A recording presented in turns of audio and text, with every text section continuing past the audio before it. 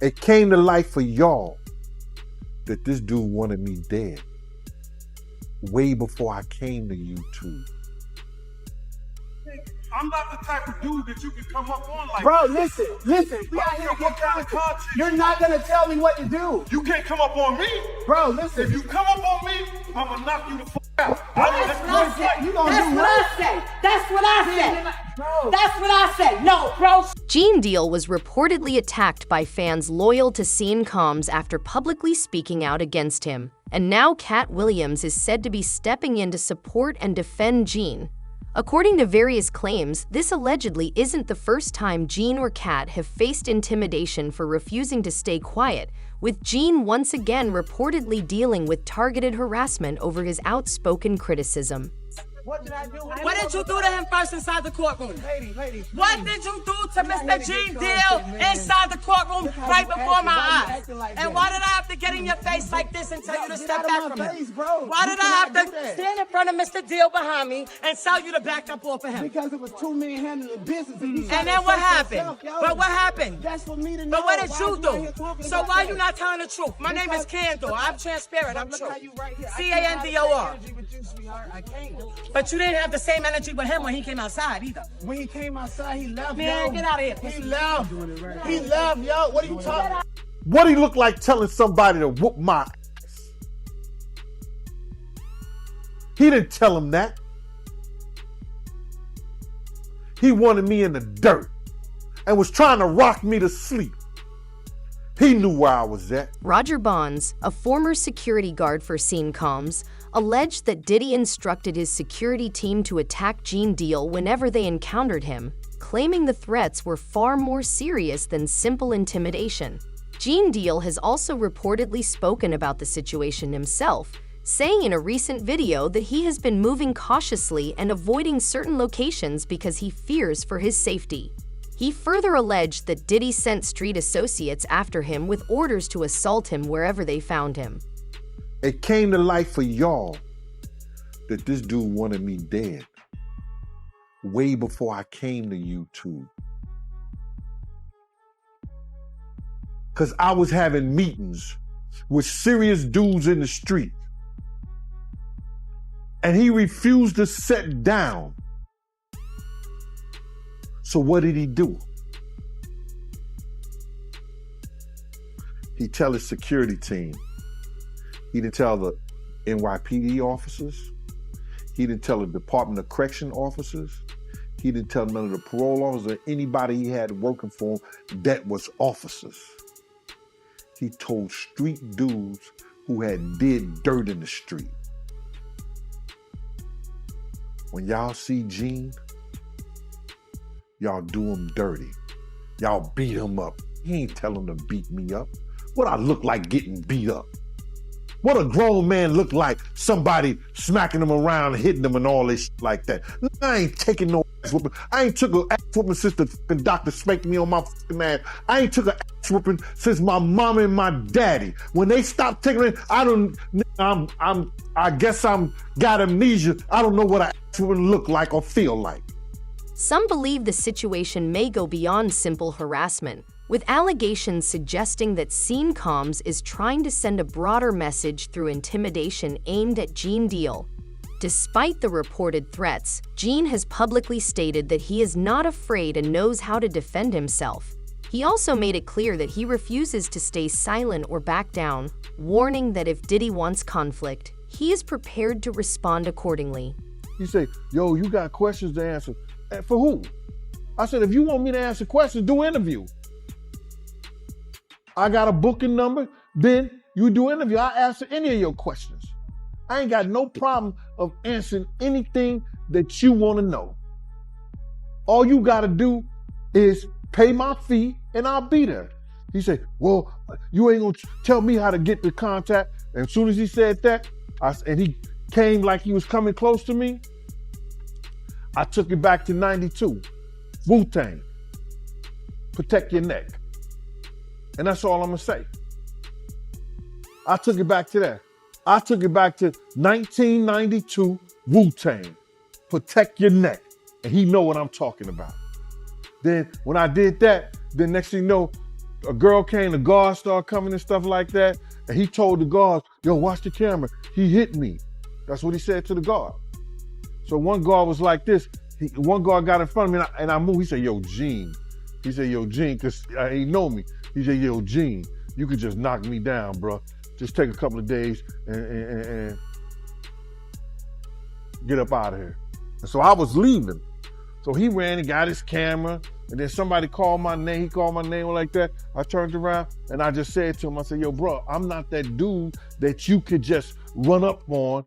I'm not that dude that you could say whatever you want to say. I'm a grown man. You understand? I'm not that dude that you could say whatever you want to say to, because if you run up on me, I'm going to knock you the F out. And that's how that went, bro. And there's nothing I'm proud of.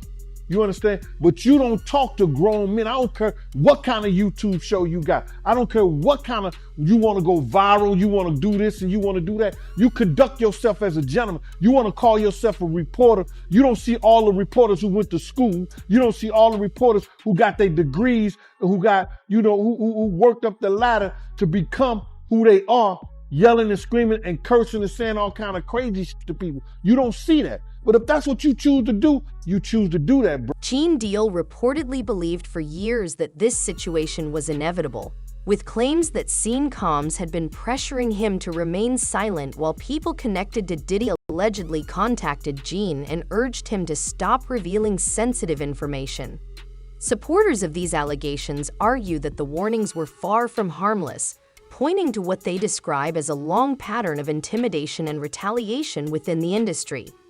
Some also reference the experiences of Katt Williams, claiming he faced major personal and professional difficulties, including custody issues, after publicly speaking out against influential figures in Hollywood. Yo, man, K, you cool, man? How you doing? I'm cooler than a fan, man. They took my children from me. Yeah, I mean, how terrible is that? I did want to ask, the cops, allegedly found some guns and. Yeah, they always find guns. I never leave without my girlfriend.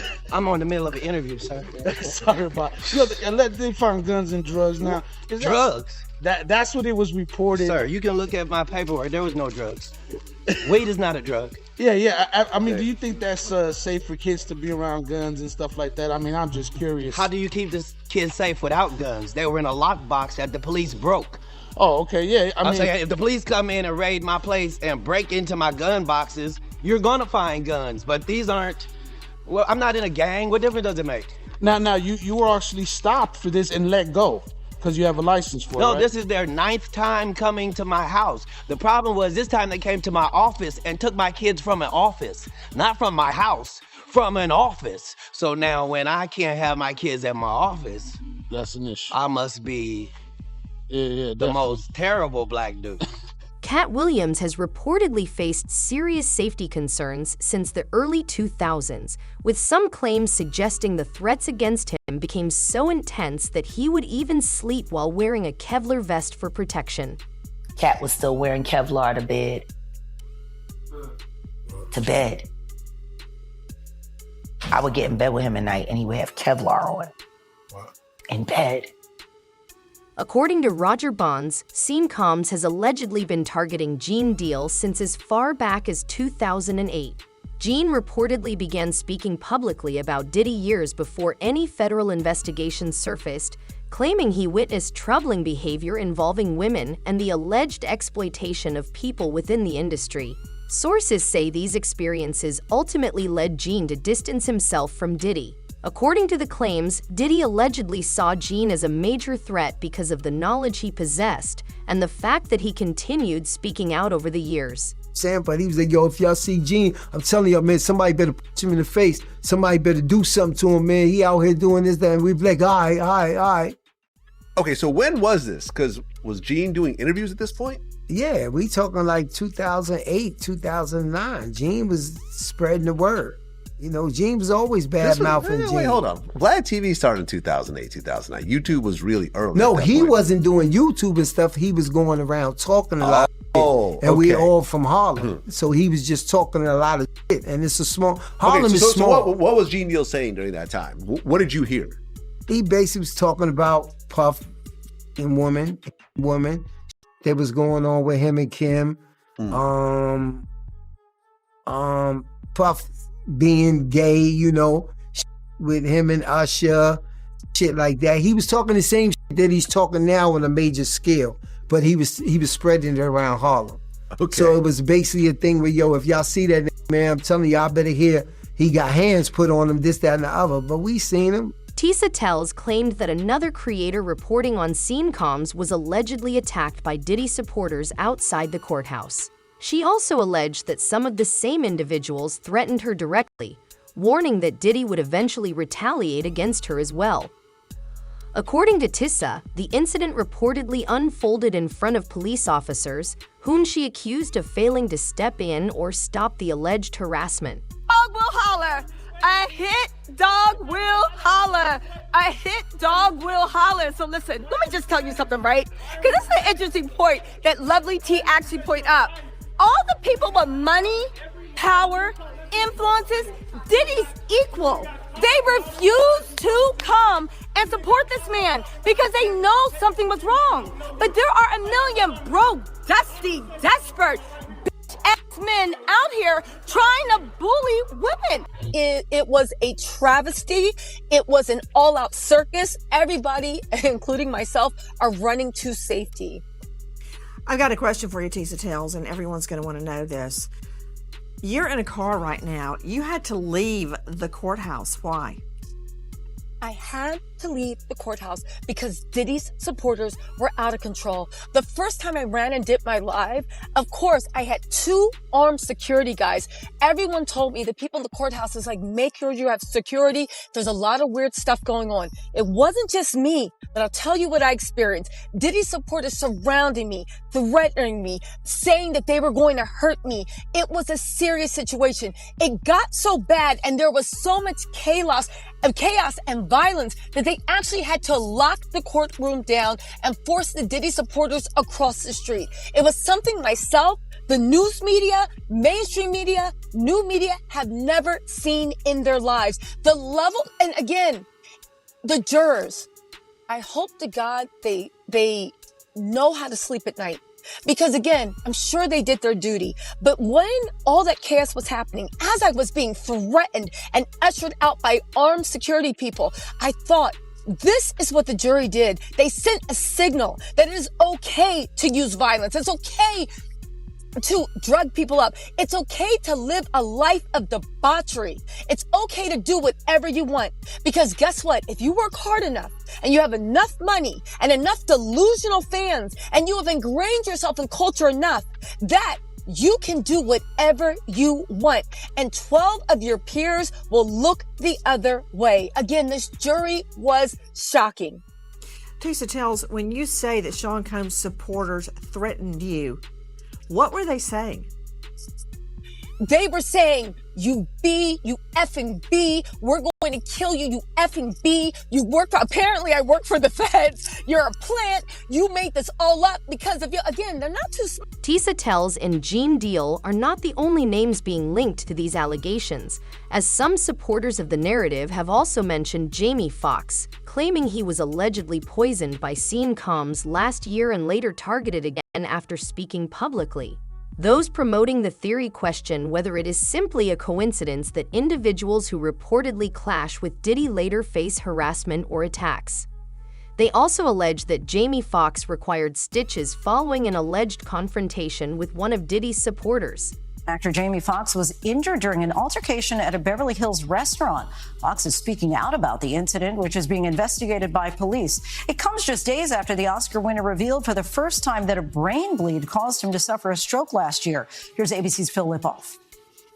Tonight, actor Jamie Foxx is recovering after an altercation at his birthday dinner in Beverly Hills left him needing stitches. Local police received a call about an incident at the high-end Mr. Chow restaurant near Rodeo Drive just after 10 p.m. Friday night. A representative for the actor saying someone from another table threw a glass that hit Foxx in the face. It's unclear whether Foxx was involved in the fight or merely a bystander. No arrests were made, but the investigation remains ongoing. It has already been an eventful month for the Oscar winner. In his recently released Netflix stand-up special, Fox opened up about the mysterious health crisis that put him in the hospital for several weeks last year. I was fighting for my life, but I'm here in front of you. Fox telling the audience a doctor gave his family a grim diagnosis. He told my sister some horrible news about her big brother. He said he's having a brain bleed that's led to a stroke. But now, the actor is proud he beat the odds. Said I couldn't walk, but look at me now. And Lindsay, Fox appears to be keeping this positive attitude through this latest incident, writing on social media this morning, "The devil is busy, but I'm too blessed to be stressed." Everyone who exposes Diddy's crimes ends up hurt or worse. Some critics allege that people who attempt to expose Sean Combs or speak about his alleged activities often face retaliation or harm. They also reference Dwayne Keefe D. Davis, who has publicly discussed the killing of Tupac Shakur, claiming he was later attacked in prison after mentioning Diddy's alleged connection to the case. Supporters of these theories further point to older reports in which Diddy was reportedly named as a person of interest following accusations that he allegedly offered $10 million in connection with Tupac's murder. We have an update now on Dwayne Keefe D. Davis. He's charged in the murder of Tupac Shakur. Davis was in court again this morning after a fight with another inmate. Fox 5's Mike Allen walks us through what happened. Dwayne Davis is answering for a jailhouse brawl. Here's what court records show, along with images from surveillance video released by Las Vegas Justice Court. On December 23rd, Davis was being escorted back into his cell when another inmate, Rockland Hamilton, who's also facing a charge, is standing to the right by a sink in this room. Hamilton walked over to Davis and squared up, looking ready to fight. They started throwing punches and grappling, and the officer escorting Davis called for backup, gave verbal commands too for the inmates to stop fighting. Big Homie CC has claimed that he was allegedly poisoned 3 times after he began speaking out against Sean Combs. In an appearance on Piers Morgan Uncensored, he further alleged that individuals who criticize Diddy are often silenced or made to disappear, and said he received threats because of his comments. He also suggested that the death of Kim Porter from pneumonia may not have been coincidental, adding that, in his view, concerning events are happening behind the scenes. This sounds familiar. You know, along this path, I've been poisoned 3 times. My toxicology report showed cyanide, and cyanide metabolizes into pneumonia in your body. So I've had pneumonia on 3 occasions. And these problems didn't start for me until I started to speak out about people like this. It's been a hard time to line up this interview because the last time I was scheduled to be in this interview, randomly, our car gets hit from the side by a blacked out vehicle. No license plate. That's happened 3 times this month so far. Really? Somebody didn't want me to do this interview. Yeah, somebody didn't want me to do this interview. I'm somebody where I've had FBI come to my house before and tell me they found a threat against my life. So, I'm well versed in this world. But, I got round the clock security. One of them was sitting right here with me right now. This is a dangerous game people are playing, and it's a good feeling for me to see the justice system prevail, and some people deserve retribution. You clearly feel that Sean Combs over the years has made people disappear. Right. Well, Pierce, let me ask you a question. From your journalistic perspective, have you ever noticed how in this industry, people untimely meet their demise as soon as somebody else seems like they're having a problem? Have you ever seen that before? Well, there was, of course, the case of one of his other ex-girlfriends, Kim Porter, who died of pneumonia at a very young age. You just referenced your own situation with pneumonia that you believe was deliberate poisoning. Do you believe that may be what happened to her? Why are so many people coming down with pneumonia? Why is that happening to everybody? What is that about? where have you ever seen this many cases of pneumonia associated with one situation? So, you know. There were rumors. I'm not saying. Well, I was going to mention on this that there have been rumors circulating online that Diddy may have poisoned Jamie Foxx, which caused his 2023 hospitalization. In his Netflix show, he compared Combs to the devil in revealing his near-death experience after a brain bleed and stroke. He said, I say this all the time. I saw the tunnel. I didn't see the light. It was hot in that tunnel. Have I gone to the wrong place? I looked at the end of the tunnel and I thought I saw the devil saying, come on, or was that Puffy? Despite the alleged threats and dangers, Gene Deal has stated that he is not concerned about any actions that Sean Combs or his supporters may take against him. In multiple interviews, he has emphasized that he is unafraid and believes it is important for the truth to come out, regardless of possible consequences. He added that he has witnessed too much over the years and stayed silent for too long, and now that attention is being drawn to the issue, he has no intention of backing down. Gene also responded to reports of altercations outside the courthouse, describing them as attempts at intimidation that do not affect him. I'm not gonna worry about somebody that I bodyguard. And God knows I can bodyguard myself with his blessings. I could bodyguard myself with his blessings, bro. I'm not worried about that. Nothing beats an ambush, and I know that. But I'm not worried about his shit. People just need to talk about something. They want to have something to say, man. Oh, Gene gotta be worried, so like that. So, shouldn't I have been worried when he was out here on the street? When he was out here on the street, I should have been worried. Yo, bro, August the 14th, 1999. High-speed chase in Harlem. You understand? How I didn't know that he didn't send nobody after me then. Because niggas do that shit. They'll send somebody at you. I've seen dudes that do shit and they have niggas right there in the same clique. And they didn't even know he did it. So how I know those 4 guys, 5 guns to my head wasn't sitting by him. When Roger Bonds come and say later that Diddy wanted something done to Gene Deal. How I know? Even before the trial, Gene Deal has alleged that there were efforts to silence him.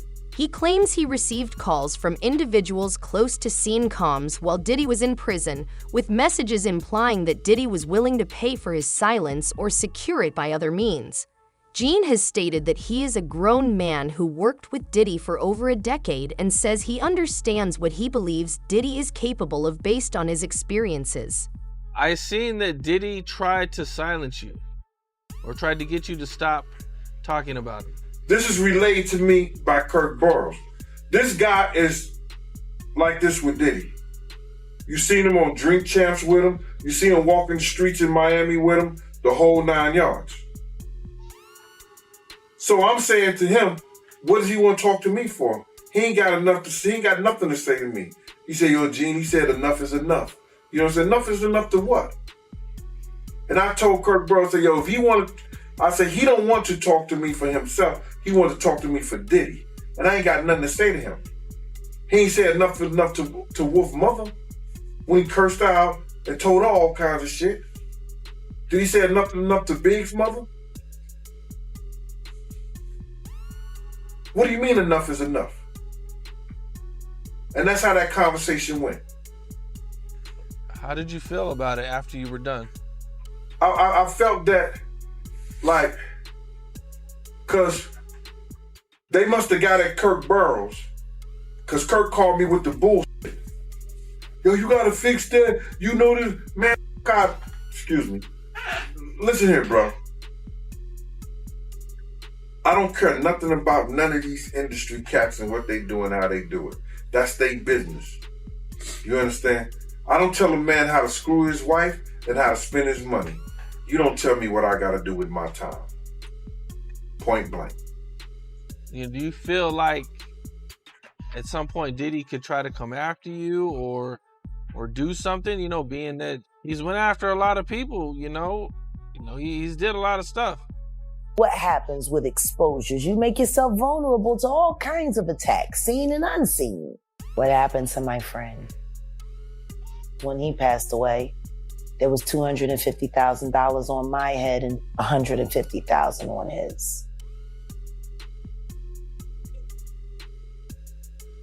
But what if I had decided to go back with my head held low and said, Sean, I'm willing to play the game, and then found a way to get inside of him and move him around? It has been claimed that scene comms ordered retaliation against individuals speaking out about him, and as a result, Gene Deal reportedly received warning calls urging him to stay silent. And you right about Diddy phone being tapped, because news came out that his former bandmate from Dirty Money, she called the other group member Dunn 58 times trying to get her to stop the lawsuit against Diddy. She ain't the only one he was trying to get in contact with. You understand? He sent somebody through somebody else to try to get in contact with me, telling me enough is enough. Oh, okay. You tell Big Mama that enough is enough. You can't tell Wolf Mama enough is enough. You tell D Ferg Mama enough is enough. You understand? You tell all those people who supported you and they survivors, enough is enough. You didn't tell me about that. So he tried to get somebody to reach out to you? Now I got a phone call from Kirk Burroughs. And Kirk Burroughs, and I ain't gonna give this guy no play. Not Kirk Burroughs, but one of the Puff dudes that I know that's real close to him said, Kirk told me, yo, he wanna reach out to you, Gene. He wanna speak to you. I said, speak to me for what? What do you want to speak to me for? If he's trying to speak to me, it's for Puff. Point blank. I know the dude. I know how close he is to Puff. He's been with Puff from day one. So he ain't got nothing to say to me, bro. But Kirk Burroughs did say to me that the dude said enough is enough. When do it becomes enough? Freddie P has also come forward with claims suggesting that the alleged threats extend beyond Gene Deal. He reportedly warned Cassie Ventura to leave the country once Scene Comms is released, implying that individuals close to Diddy may be planning retaliation and that she could be at risk. Freddie P further alleged that Cassie should relocate with her family, suggesting that if direct contact is not possible, those around her could potentially be targeted instead. And now, Cassie, just go ahead and move out the country, baby. Pack a little white guy up, get on out of here. We'll protect your family. Because if you think, Sean, and he done beat it, and you got 30 out of him, at the least, me personally, at the least, I would get your boyfriend every time somebody see him. Like, I wouldn't have to be there. So I'm telling you, if I would do that, I don't know, you know Sean better than me. Cassie. So you believe that Diddy, he'll try to harm Cassie if he get up? I think so. I'm not trying to, man, it's hard because I don't know what Sean's getting out. I don't know what Sean is getting out of prison. I don't know if Sean is reformed. You get what I'm saying? Like, I don't know if Sean's gonna get out more arrogant now that you just beat the feds. You see his kids dancing around, they don't look grateful. They look like, yeah, we gonna keep winning. That's not the attitude I would be giving. When I beat my case, when I walked out on my case, I dropped to my fucking knees. I didn't want to be around nobody. I'm happy as shit. I'm not celebrating blowing up in the law face because I know I was just fucking crying, begging God.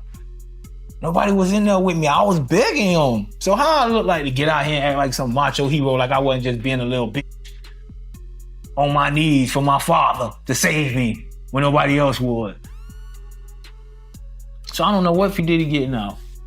But me, personally, you took 30 million from me, I would advise you to get it. I would get out and tell you to leave the country. Claims surrounding Scene Comms and his alleged network have drawn increasing public scrutiny, with some people saying that those who were previously silent are now beginning to speak out more openly. Supporters of this narrative argue that the number of accusations, testimonies, and reported threats continues to grow, which they interpret as more than speculation and instead point to what they describe as first-hand accounts and documented claims. They also suggest the situation is still developing and encourage audiences to follow updates as new information emerges.